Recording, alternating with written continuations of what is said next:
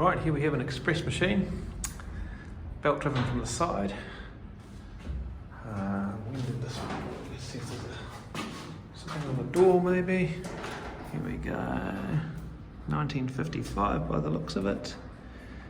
Type NT55. Oh no, 1960. Made in 1959. Under those patent numbers. This is standard express electric cabinet. Stop it.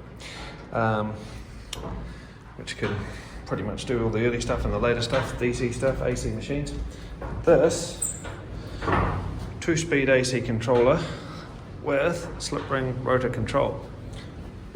So rotor is up here. 945 for top speed, leveling speed 160 RPM, 10 horsepower, 185 volts on the rotor. That's what's induced. It goes like a generator, short and fast to that, you get full torque. Belt drive. Earth are they putting those in there for? Anyway, take a look over here. And there, just grab some light. Is flip ring set in there. The idea is you variable resistance rotor, reduces the load on startup, gives you a smooth ride. Sits on a little plinth here. I think the idea of the side belt motor was about height gains to be made, and the motor room didn't have to be as tall. A few oil leaks there. Looks to be recent ropes. Nice little express brake. What do we say on here? What are we? 200 foot per minute, 7/16 ropes. Some governor. Probably a little title on the side of that as well.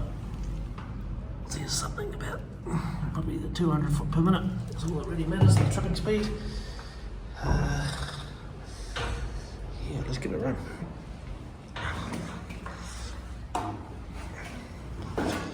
It makes quite a bit of noise as the AC ones do. As the DC ones, the noise all came from the generator. So, starting resistance. 8 is full. All the resistors are in the cabinet to the side here. Down there. Gets a bit warm when it's got asbestos insulators in there when it's going. So we get 8 comes in, which is the highest resistance, then 9, 10, 11, 12 bridges them all out for the high speed, and then 95 and I think 96 bridges them out when you change over to low speed. So resistor connections, up, down and go. And a load of overloads in the bottom, high speed motor, low speed motor, door gear. That's it. High speed, low speed, door gear. Oh, and 2 overloads for the motor fan. Up there, of course you need that. Let's give it a run. So down the bottom. Let's just do a reset on the selector first, since I've just set it all up. I'll try and hold it with this one, and we'll go flip that round one. There we go. Also looks like to run when you're doing that. Click it away.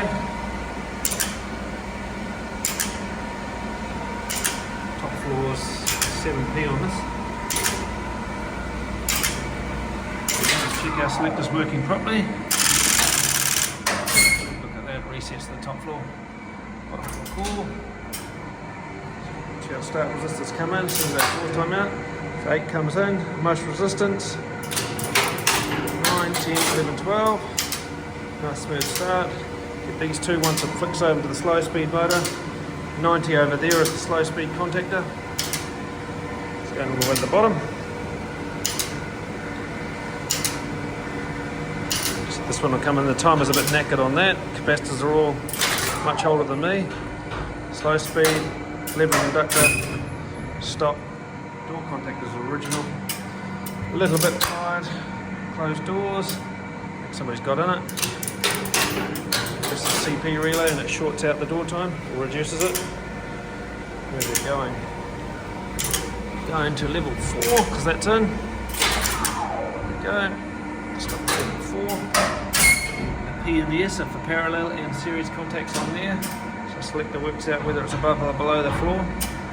These things came out about the time Otis was mechanically linking their selectors to this, so these were a lot cheaper to build and just as reliable, if not better.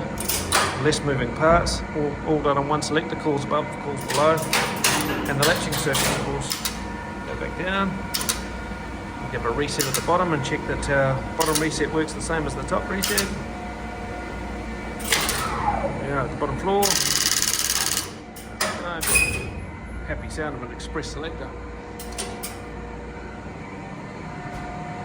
If we leave it for a little bit, the fan will time out.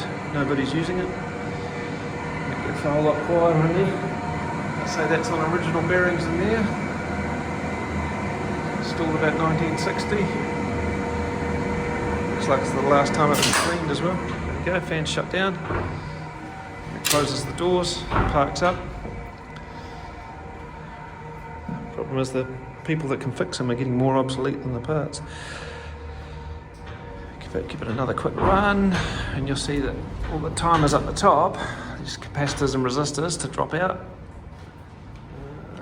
They drop out in time you make one.